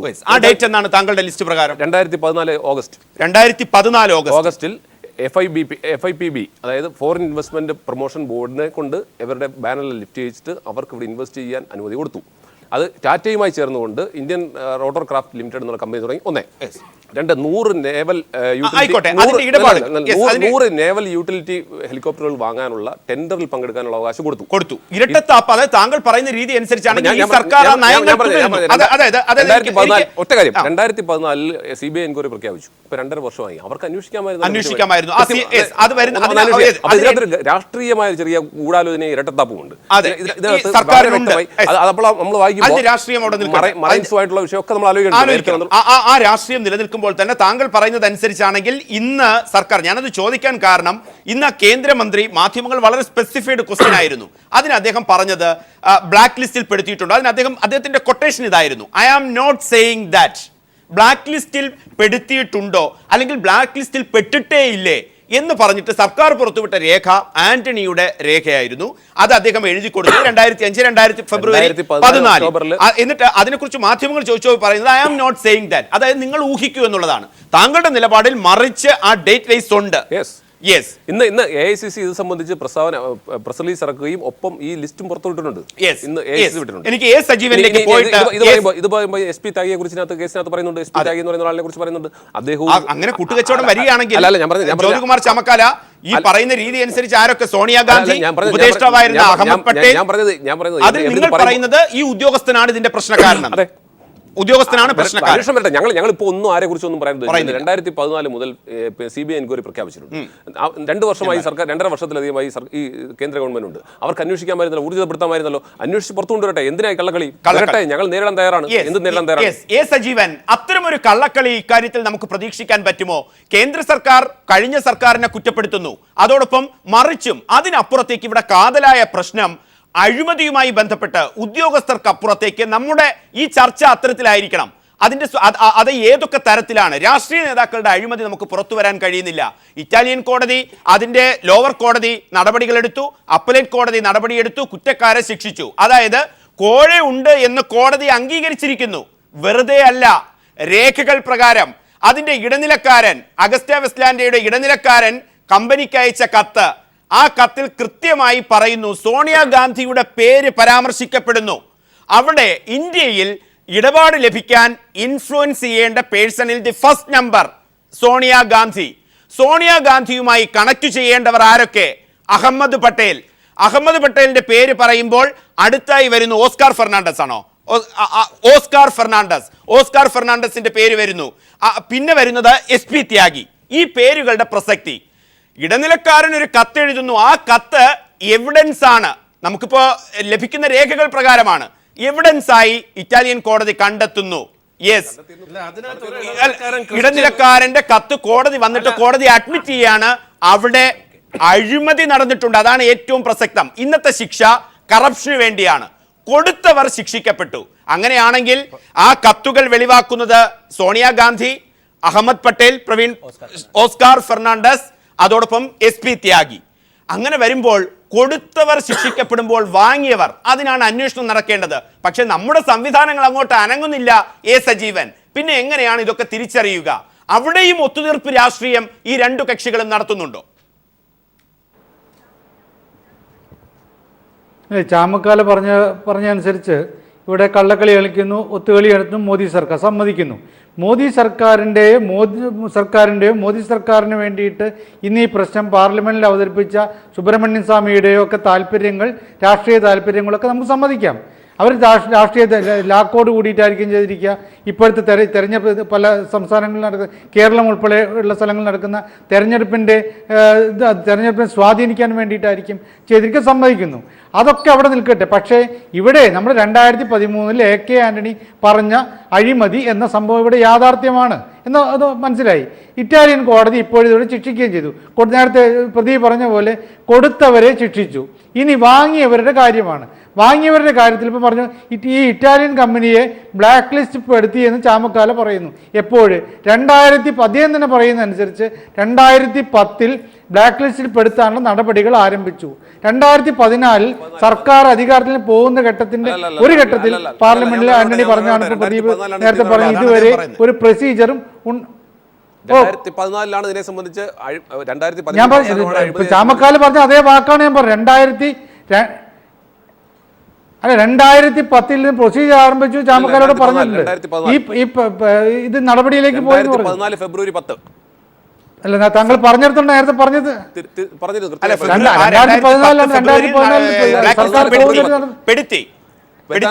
2010 നടപടി ആരംഭിച്ചു, ഒക്ടോബറിൽ 2010 പെടുത്തില്ല. ചാമക്കാല പറഞ്ഞ അനുസരിച്ചാണെങ്കിൽ 2010 അതിന്റെ പ്രൊസീജിയർ വന്നു എന്നാണ് പറയുന്നത്. എന്തോ ആവട്ടെ, എന്തായാലും ഇത് ബ്ലാക്ക് ലിസ്റ്റിൽ പെടുത്താന്നുള്ളതല്ല പ്രശ്നം. 2014 ഫെബ്രുവരി 10 നടപടി ആരംഭിച്ചത്. 2014 ഫെബ്രുവരി 10 ഫെബ്രുവരി 10 നടപടി ആരംഭിച്ച് തുടങ്ങി. 2014 ഒക്ടോബറിൽ ആ ലിസ്റ്റ് പബ്ലിഷ് ചെയ്തു. സജീവൻ തുടരാം. സംഭവിച്ചു, അവിടെ സംഭവിക്കും. എന്നാൽ പോലും ഇതിൽ ബ്ലാക്ക് ലിസ്റ്റിൽ പെടുത്തുക എന്ന് പറയുന്ന ഒരു പ്രൊസീജിയറല്ലേ വേണ്ടത്. ഇപ്പോൾ ആലോചിച്ചു, ഈ കാശ് വാങ്ങിയെന്ന് ഉറപ്പുണ്ടെങ്കിൽ, ഇനിയിപ്പോൾ നമ്മൾ പറയുന്ന SP ത്യാഗിയുടെ പ്രശ്നമാണ്. SP ത്യാഗി എയർ ചീഫ് മാർഷലാണ്. അദ്ദേഹം ഒരു ഉദ്യോഗസ്ഥൻ എന്ന നിലയിൽ ഒരു ഉദ്യോഗസ്ഥൻ്റെ തലത്തിലേക്കാണ് കാര്യങ്ങൾ കൊണ്ടുപോകുന്നത് എന്നാണ് അവർ വാങ്ങിയെന്നുള്ള കാര്യമാണ് നേരത്തെ ചാമക്കാല പറഞ്ഞത്. ഉദ്യോഗസ്ഥൻ വാങ്ങി എന്നതിന് എന്താണ് തെളിവ്? നമ്മളിപ്പോൾ കുറ്റപ്പെടുത്തുന്നുണ്ടല്ലോ. ഏതൊരു അഴിമതി പ്രശ്നം വന്നു കഴിഞ്ഞാലും നമ്മൾ നേരെ നേരത്തെ പറഞ്ഞായിട്ട് ഞാൻ കേട്ടതാണല്ലോ. അപ്പോൾ അതല്ല പോട്ടെ, ഇങ്ങനെ ഉദ്യോഗസ്ഥന്മാരിലേക്ക് ആരിലേക്കും പോകുന്നവർ ഇവിടെ ഈ SP ത്യാഗി വാങ്ങിയത് താങ്കൾ പറഞ്ഞു ഉദ്യോഗസ്ഥ തലത്തിൽ അഴിമതി നടന്നു എന്ന് താങ്കൾ പറഞ്ഞു. ഇവിടെ ഇപ്പോൾ പറയുന്ന ആരോപണ വിധേയരിൽ ഒരാൾ SP ത്യാഗിയാണ്. അദ്ദേഹം രാഷ്ട്രീയക്കാരനുള്ള ഉദ്യോഗസ്ഥനാണ്, അന്നത്തെ എയർ ചീഫ് മാർഷലാണ്, വ്യോമസേനയുടെ അധിപനാണ്. അത് ആര് വാങ്ങിയാലും SP ത്യാഗിയല്ല, ആരാണെങ്കിലും നമ്മൾ എന്തൊരു അഴിമതി നടന്നാലും എന്താണ് ഉദ്യോഗസ്ഥ തലത്തിൽ അഴിമതി നടന്നു എന്നതിന് തെളിവ്? മറ്റു തെളിവ് നമ്മൾ ചോദിക്കുന്നുണ്ടല്ലോ. ഉദ്യോഗസ്ഥ തലത്തിൽ അഴിമതി നടന്നു തെളിവില്ല. പക്ഷെ നമ്മൾ എളുപ്പത്തിൽ രാഷ്ട്രീയക്കാരുടെ രീതി അനുസരിച്ചിട്ട് ഉദ്യോഗസ്ഥന്മാർ അഴിമതി നടത്തി എന്ന് പറയുന്നു. അതാണ് ഏറ്റവും പ്രശ്നം. ഈ ആര് നടത്തും? ഞാൻ SP ത്യാഗിയോ ഇനി ഏതെങ്കിലും സാധാരണ ഏതെങ്കിലും ഒരു ക്ലർക്ക് പോലും വാങ്ങിയാൽ ആവട്ടെ, അദ്ദേഹമാണ് ഈ കോടികളൊക്കെ വാങ്ങിയതെങ്കിൽ അത് തെളിയിക്കണമല്ലോ. അപ്പോൾ ഈ വിശുദ്ധരായിട്ടുള്ള ആളുകളെ നമുക്ക് സംരക്ഷിക്കാമല്ലോ. നടപടികൾ അദ്ദേഹം എതിർക്കുന്നില്ല. അദ്ദേഹം പറയുന്നത് നിങ്ങൾ എടുത്ത നടപടികളൊക്കെ ശരിയാണെന്നാണ് പറയുന്നത്. പക്ഷേ എന്തുകൊണ്ട് എന്ന ചോദ്യമാണ് ആരാണ് ഇത് ഉത്തരവാദി എന്ന് കണ്ടുപിടിക്കണമെങ്കിൽ തീർച്ചയായും ഈ 3 വർഷമായല്ലോ. എന്തുകൊണ്ടാണ് പിന്നെ NDA സർക്കാർ ഇത് അന്വേഷിച്ച് കണ്ടെത്താത്തത്? CBI അന്വേഷിക്കാത്ത എന്തുകൊണ്ടാണ്? അത് തന്നെയാണ് പറയുന്നതും. അത് ഒരു സർക്കാരിനല്ല, സർക്കാരുകൾ തുടർച്ചയാണ്. രണ്ടുപേരും ചെയ്തു എന്നുള്ളതാണ് ഞാൻ പറയുന്നത്. സർക്കാർ ചാമക്കാൽ എനിക്കൊരു രാഷ്ട്രീയമില്ല, അതുകൊണ്ട് ഞാൻ പറയുന്നത് ഇതിൽ 2010 ഡീല്, അതുമായി ബന്ധപ്പെട്ട് അപ്പോൾ തന്നെ ഉയർന്നു വന്നിട്ടുള്ള ആരോപണങ്ങൾ, അതിനുശേഷം 2013 അന്നത്തെ പ്രതിരോധ മന്ത്രി പേര് പറയുന്നില്ല, പിന്നെ ആ പ്രതിരോധ മന്ത്രി ഈ സമ്മതിക്കുകയും ചെയ്തു. ഇത് കഴിഞ്ഞിട്ട് CBI അന്വേഷണം പ്രഖ്യാപിക്കുന്നു. അതിൻ്റെ പ്രൊസീജർ ഓരോന്നും വന്നിട്ട് ഇപ്പോഴത്തെ സർക്കാർ എന്ന് പറയുന്നത്, നമ്മൾ ഇലക്ഷൻ നടക്കുന്നതനുസരിച്ച് ഇന്ത്യക്ക് സർക്കാർ വേറെ ഇല്ലല്ലോ. ഈ ഒരു സർക്കാർ എന്നൊരു നൈരന്തര്യമാണ് ഇപ്പോഴും വരുന്നില്ല. ഞാൻ പറയുന്നത് ഇറ്റലിയിൽ ഇതെല്ലാം വളരെ കൃത്യമായിട്ട് നടക്കുന്നു. അവിടുത്തെ ഏറ്റവും സത്യസന്ധമെന്ന് പലരും പറയുന്ന ഈ അഗസ്റ്റ വെസ്റ്റ്ലാൻഡ് കമ്പനിയുടെ മെയിൻ കമ്പനി ഉണ്ട്, അതിൻ്റെ CEO ഉൾപ്പെടെ ശിക്ഷിക്കുന്നു. ഇങ്ങനെയൊക്കെ സംഭവിക്കുമ്പോഴും നമ്മുടെ ഇവിടെ ഇത് വെറും രാഷ്ട്രീയ വിഴുപ്പലക്കൽ മാത്രമായിട്ട് മാറുന്നു എന്നാണ് ഞാൻ പറഞ്ഞത്. ആ ദുരവസ്ഥയാണ് ഫക്രുദ്ദീൻ കൂട്ടിച്ചേർക്കും. ഇതിലാണ് അഴിമതിയിലേക്ക് വെളിച്ചം വീശുന്ന മറ്റ് റിപ്പോർട്ടുകൾ അതേ സമയത്ത് തന്നെ വന്നിട്ടുണ്ട്. ഇത് നമ്മുടെ ഈ ഇറ്റാലിയൻ നാവികർ നമ്മുടെ മീൻപിടുത്തക്കാരെ വെടിവെച്ചൊരു വിഷയം ഉണ്ടായിരുന്നു, 2 പേരും മരിച്ചത്. ഈ ഡീല് ആയിട്ട് ബന്ധപ്പെട്ടുള്ള വെളിപ്പെടുത്തലുകൾ അവിടെ വന്നപ്പം വലിയൊരു വിവാദം അവിടെ ഉണ്ടായി. കാരണം അവിടെ ഇതൊരു വലിയ നാഷണൽ ഇഷ്യൂ, ഇന്ത്യയിൽ എന്തും നടക്കും. അതുകൊണ്ട് ഈ ഇറ്റാലിയൻ നാവികരെ രക്ഷപ്പെടുത്താൻ വേണ്ടി ഇവിടെ പലരും രക്ഷപ്പെടുത്താനുള്ള ഒരു ഗൂഢാലോചന അവിടെ നടക്കുന്നുവെന്ന് അന്ന് അവിടുത്തെ പത്രങ്ങൾ തന്നെ റിപ്പോർട്ട് ചെയ്ത്. 2, ഈ അഴിമതിയുമായിട്ട് ബന്ധപ്പെട്ട് ഇറ്റാലിയൻ പത്രങ്ങൾ തന്നെ ഇത് അവിടെ അങ്ങനെ കൃത്യമായ കണക്കൊക്കെ കിട്ടും, കാരണം ഇതൊക്കെ ബോധിപ്പിക്കുന്നതാണ്. അപ്പോൾ അതിൽ അവർ എത്രത്തോളം ആർക്കൊക്കെ അഴിമതി പണം കിട്ടിയെന്ന് പറയുന്നുണ്ട്. അതിൽ ഒന്നാമത് പറയുന്നത് 52% പോയിരിക്കുന്ന പൊളിറ്റീഷ്യൻ, ഇന്ത്യൻ പൊളിറ്റീഷ്യൻസ്. പിന്നെ ബാക്കി പോയിട്ട് 28% ഏതാണ്ട് പോയിരിക്കുന്നത് പിന്നെ നമ്മുടെ ഈ പറയുന്ന ബ്യൂറോക്രാറ്റുകൾക്കാണ്. 20% ത്യാഗി ഉൾപ്പെടെയുള്ള ആളുകൾക്ക് കിട്ടിയിട്ടുള്ളൂ. അപ്പൊ ആരാണ് മെയിൻ കൾപ്പിറ്റ്? കോക്കസ് അവിടെ നിലനിൽക്കുന്നത്. അവിടെ നമ്മൾ നോക്കേണ്ട ജ്യോതികുമാർ സാർ നേരെ ഇതെടുത്ത ഉദ്യോഗസ്ഥരുടെ തലയിലേക്ക് വെച്ചല്ലോ. നേരത്തെ പ്രദീപ് തന്നെ ഒരു ലിസ്റ്റ് പറഞ്ഞില്ലേ, അതായത് ഇന്ത്യയിൽ ഈ ഡീല് നടക്കണമെങ്കിൽ ആരെയൊക്കെയാണ് ഇൻഫ്ലുവൻസ് ചെയ്യേണ്ടതെന്ന് അവര് ഏറ്റവും കൃത്യമായി സ്ട്രാറ്റജിക്കലി അതിൽ 4-മത്തെയോ 5-മത്തെയോ പേരാണ് SP ത്യാഗിയുടെ പേര്. അപ്പൊ അതിനു മുമ്പ് ഇന്ത്യയിൽ ഈ അഴിമതി നടത്താൻ ആരെയൊക്കെ വേണമെന്ന് അവർക്കറിയാം. ഇനി അവിടെല്ലാം പൊളിറ്റീഷ്യൻസ് ആണ്. അവിടെ നമ്മൾ നോക്കേണ്ടത് ആ പേര് പറഞ്ഞ പൊളിറ്റീഷ്യൻസ് ഒക്കെ അവിടെ ഇരിക്കട്ടെ, പക്ഷേ കോൺഗ്രസിന്റെ ഭാഗമായി നിന്ന രാഷ്ട്രീയക്കാര് കാശ് വാങ്ങിച്ചിരിക്കുന്നു. കാരണം കൊടുത്തവനെ ശിക്ഷിച്ചു, അതിനർത്ഥം കാശ് വാങ്ങിച്ചിരിക്കുന്നു. പക്ഷെ പ്രദീപെ, ഒരു കാര്യം കൂടെ നമുക്കിവിടെ മെൻഷൻ ചെയ്യാതെ പോകാൻ കഴിയില്ല. എന്താണെന്നറിയാവോ, ഇതൊക്കെ പറയുമ്പോഴും NDA ഇവിടെ വെല്ലിലിറങ്ങുക, സുബ്രഹ്മണ്യ സ്വാമിയെ വലിയ പ്രഭാഷണം നടത്തുക, ഇതുകൊണ്ടൊന്നും അവർക്ക് പുണ്യാളന്മാരാവാൻ കഴിയില്ല. ഇവരെന്തിനാണ് ഇറ്റാലിയൻ കോടതിയുടെ വിധി വരെ വെയിറ്റ് ചെയ്തത്? ഇതിൽ കൃത്യമായി സംശയമുണ്ടെന്ന് ഇവർക്കൊക്കെ അറിയാമായിരുന്നുവെങ്കിൽ കഴിഞ്ഞ 2-2.25 വർഷം കൊണ്ട് കൃത്യമായി ശാസ്ത്രീയമായ അന്വേഷണം നടത്തി പുറത്തു കൊണ്ടുവരാൻ വേണ്ടി എന്തുകൊണ്ട് കഴിഞ്ഞില്ല? ഇത് കൂട്ടുകച്ചവടം ഉണ്ടെന്ന് സോണിയാഗാന്ധിക്ക് അറിയാം. അതുകൊണ്ടാണ് സോണിയാഗാന്ധി വെല്ലുവിളിക്കുന്നത്, എന്നാ പിന്നെ നിങ്ങളെ അന്വേഷിച്ച് ഞങ്ങളെ കണ്ടുപിടിക്കുന്നത്. കാരണം പുള്ളിക്കാരിക്കും കൃത്യമായിട്ട് അറിയാം ഈ പറഞ്ഞവരുടെ നയങ്ങൾ തമ്മിൽ വ്യത്യാസമില്ലാത്തത് കൊണ്ട് തന്നെ ആരോഗ്യമായിട്ടാണോ ബന്ധമുണ്ടാക്കേണ്ടത് ആ ബന്ധം നയങ്ങളെ പറയുമ്പോൾ BJPയുടെയും കോൺഗ്രസിന്റെ നയം ഒന്നും വ്യത്യാസമുണ്ട്. മതേതരത്വത്തിൽ അടിയുറച്ച് വിശ്വസിക്കുന്ന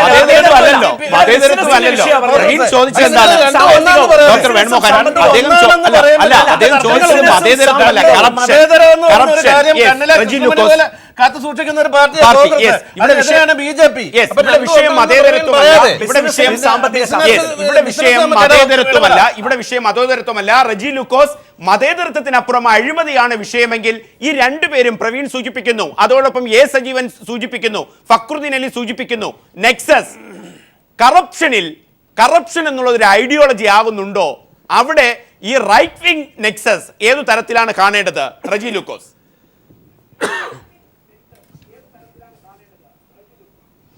അഴിമതിയുടെ കാര്യത്തിൽ ഈ രണ്ട് രാഷ്ട്രീയ പാർട്ടികൾ ഇന്ത്യയിൽ വൻ പ്രശസ്തരാണ്. ബാക്കി പാർട്ടികളൊക്കെ പരിശുദ്ധരായിരിക്കും. ചെറിയൊരു ഓർമ്മപ്പെടുത്തൽ നടത്താം. അവർക്ക് മറ്റൊരു ഇടപാടുണ്ട്. ഇന്ത്യ അതിശ്രദ്ധിക്കുന്ന എന്ന് പറയുന്ന 6 വിമാനം A320 എന്ന് പറയുന്ന 6 വിമാനം ഇറ്റലിയിൽ നിന്ന് വാങ്ങിച്ച് A320 എന്ന് പറയുന്ന പാസഞ്ചർ ഫ്ലൈറ്റ് ഇറ്റലിയിൽ നിന്ന് വാങ്ങി അന്ന് സാങ്കേതിക തകരാറുണ്ടെന്ന് അതിന്റെ വിദഗ്ധർ ചൂണ്ടിക്കാട്ടിയിട്ടും രാജീവ് ഗാന്ധിയുടെ നേതൃത്വത്തിൽ അത് ബലമായിട്ട് വാങ്ങിക്കുകയും അതിലൊരു ഫ്ലൈറ്റ് ബാംഗ്ലൂർ എയർപോർട്ടിൽ നിന്ന് ടേക്ക് ഓഫ് ചെയ്ത് മിനിറ്റുകൾക്കുള്ളിൽ കത്തിച്ചാമ്പലായി വരും നമ്മുടെ ചരിത്രത്തിലുണ്ട്. അതിന്റെ പിന്നിലുണ്ട് ഇത്ര അട്ടിമറികൾ. അപ്പോൾ ഇറ്റലിയുമായിട്ട് ബന്ധപ്പെട്ട് ഒരുപാട് കുംഭകോണങ്ങൾ ഈ രാജ്യത്ത് നടന്നിട്ടുണ്ട്. പിന്നെ നേരത്തെ പറഞ്ഞ അദ്ദേഹത്തിന്റെ പേര് ഞാൻ മറന്നുപോയി. അദ്ദേഹം പറഞ്ഞ വളരെ റെപ്യൂട്ടഡ് ആയിട്ടുള്ള കമ്പനിയാണ് ഈ അഗസ്റ്റ്യ നാമധാരി എന്ന് പറയുന്നത്. ഇതേ ഹെലികോപ്റ്റർ 2 എണ്ണം, ഒന്ന് സ്വിറ്റ്സർലൻഡിലും ഒന്ന് ഇറ്റലിയിലും ഈ ഹെലികോപ്റ്ററുകൾ ദുരൂഹ സാഹചര്യത്തിൽ യന്ത്ര തകരാറ് പോലും തകർന്ന അന്നത്തെ വാർത്തകളുണ്ടായിരുന്നു. അന്ന് വിദഗ്ധർ ഉപദേശിച്ചാണ് ഈ ഹെലികോപ്റ്റർ വാങ്ങിക്കരുന്നുള്ളവർ. പിന്നെ BJP കുറിച്ച് പറയുകയാണെങ്കിൽ എനിക്കൊരു കാര്യത്തോട് പറയാനുണ്ട്. BJPക്ക് എന്തെങ്കിലും ആത്മാർത്ഥത ഉണ്ടായിരുന്നെങ്കിൽ സജീവ് സാറോട് പറഞ്ഞ പോലെ 2 വർഷമായിട്ട് ഇവർ എന്തുകൊണ്ട് ഈ ഫയൽ പൂഴ്ത്തിവെച്ചു? എന്തുകൊണ്ടാണെന്ന് വെച്ചാൽ ഇന്ത്യയുടെ ചരിത്രത്തിൽ അഭിമാനബോധിയുള്ള ഇന്ത്യക്കാരെ മൊത്തം ലജ്ജിപ്പിച്ച നമ്മുടെ കാർഗിൽ യുദ്ധത്തിലെ ഭടന്മാരെ അടക്കം ചെയ്യുന്നതിനായിട്ട് കവർ ചെയ്യേണ്ട ശവപ്പെട്ടികൾ വിദേശത്ത് നിന്ന് ഇറക്കുമതി ചെയ്തതിൽ അവർ അന്ന് നടത്തിയ കുംഭകോണം ലോകരാഷ്ട്രങ്ങളുടെ മുമ്പിൽ ഈ മഹാഭാരതത്തിനെ അപമാനിച്ചതാണ്. മറ്റൊരു കാര്യം, രമൺ സിംഗ് എന്ന് പറയുന്ന മുഖ്യമന്ത്രി നടത്തിയ റേഷൻ കുംഭകോണം, അങ്ങനെ എത്രയോ കുംഭകോണങ്ങളുടെ ചരിത്രമുണ്ട് ഈ BJP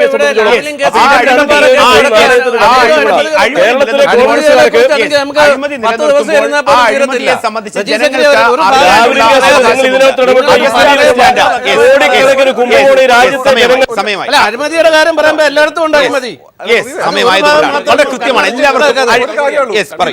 അതായത് ഞങ്ങൾക്കിപ്പോൾ ഇതിനകത്ത് ഈ വിഷയത്തെ സംബന്ധിച്ച് ചോദിക്കാനുള്ളത്, ഒന്ന്, ഇങ്ങനെ അഴിമതിയൊക്കെ നടന്നിട്ടുണ്ടായിരുന്നെങ്കിൽ ഈ UPA സർക്കാർ മാറിയതിനു ശേഷം NDA വന്നതിന് ശേഷം എന്തിനാണ് ഈ ബാൻ ലിഫ്റ്റ് ചെയ്തത്? നമ്പർ 1. നമ്പർ 2, അറ്റോർണി ജനറലിന്റെ പെർമിഷൻ മേടിച്ചുകൊണ്ട് അദ്ദേഹത്തിന് ലീഗൽ ഒപ്പീനിയൻ മേടിച്ചുകൊണ്ട് ഇവർക്ക് മേക്ക് ഇന്ത്യ പ്രോഗ്രാമിലേക്ക് കൊണ്ടുവന്നത്. 3 പ്രധാനപ്പെട്ട സാധനമുണ്ട്. ക്രിസ്ത്യൻ മൈക്കൽ എന്ന് പറഞ്ഞ ഇതിനകത്ത് ഒരു ഇടനിലക്കാരൻ, ഒഫീഷ്യൽ ഇടനിലക്കാരൻ, അതിനാണ് ഞാൻ ആർട്ടിക്കിൾ വായിച്ചത്. ആർട്ടിക്കിൾ പ്രകാരം അയാൾ അലോബിൾ ആണ്. അദ്ദേഹം 8/2015 ഇന്ത്യ ഗവൺമെന്റിനോട് പറഞ്ഞു, ഞാൻ നിങ്ങളുടെ മുമ്പിൽ ഹാജരാകാൻ തയ്യാറാണ് CBIയുടെ മുമ്പിൽ. ഇത് തന്നെയാണ് ജ്യോതികുമാർ ചമക്കാല ഇന്ത്യയിലെ ജനങ്ങൾക്ക് അറിയേണ്ടതും. ഒരു ചോദ്യം കൂടെ ആഡ് ചെയ്യണം. അവിടുന്ന് കാശ് കൊടുത്തുവെങ്കിൽ ഇവിടെ ഇത് ആര് ഏറ്റവും പ്രധാനമായി നിൽക്കുമ്പോൾ സർക്കാരിന് ഇല്ല. സമയമായതുകൊണ്ടാണ്, ക്ഷമിക്കുക. ഇത്തരം കാര്യങ്ങൾ വരുമ്പോൾ പണം കൊടുത്തത് തെറ്റാണ് എന്ന് ഇറ്റാലിയൻ കോടതി കണ്ടെത്തുകയാണെങ്കിൽ ആ ഇറ്റാലിയൻ കോടതിയുടെ മുന്നിലുള്ള രേഖകൾ പറയുന്നു പണം വാങ്ങിയവർ ഇന്ത്യയിലുള്ളവരാണ്. പേരുകൾ പറയുന്നില്ല. ആരാണ് വാങ്ങിയതെന്ന് അറിയാൻ ഇന്ത്യയിലെ പൗരന് അവകാശമുണ്ടെങ്കിൽ ആ അന്വേഷണ സംവിധാനങ്ങൾ എത്രമാത്രം സുതാര്യവും ശക്തവുമാകണം. ജ്യോതികുമാർ ചമക്കാല, താങ്കൾ പറയുന്നു ഇടപാട് മോശമാണെന്ന് താങ്കളുടെ പ്രതിരോധ മന്ത്രി പറയുമ്പോൾ ഇന്ത്യ അഗസ്റ്റ വെസ്റ്റ്ലാൻഡ് കമ്പനിക്ക് നൽകിയ 1300 കോടി രൂപ തിരിച്ചു പിടിച്ചോ? അതിന്റെ കാര്യങ്ങളും ഈ സർക്കാർ അംഗീകരിക്കുന്നില്ല. 1300 കോടി കൂടെ പോവുകയും 2 ഹെലികോപ്റ്ററുകൾ ഇവിടെ എത്തുകയും ചെയ്യുമ്പോൾ പക്ഷേ അത്തരം കാര്യങ്ങൾ ഈ സർക്കാർ അംഗീകരിക്കുന്നില്ല. സർക്കാരുകൾ മാറി മാറി വരുമ്പോൾ അഴിമതിക്ക് വെള്ളപൂശലാണോ യഥാർത്ഥ ജനാധിപത്യം? പങ്കെടുത്ത എല്ലാ അതിഥികൾക്കും നന്ദി. ആ ചോദ്യം പ്രേക്ഷകർക്ക് മുന്നിൽ ഉയർത്തിക്കൊണ്ട്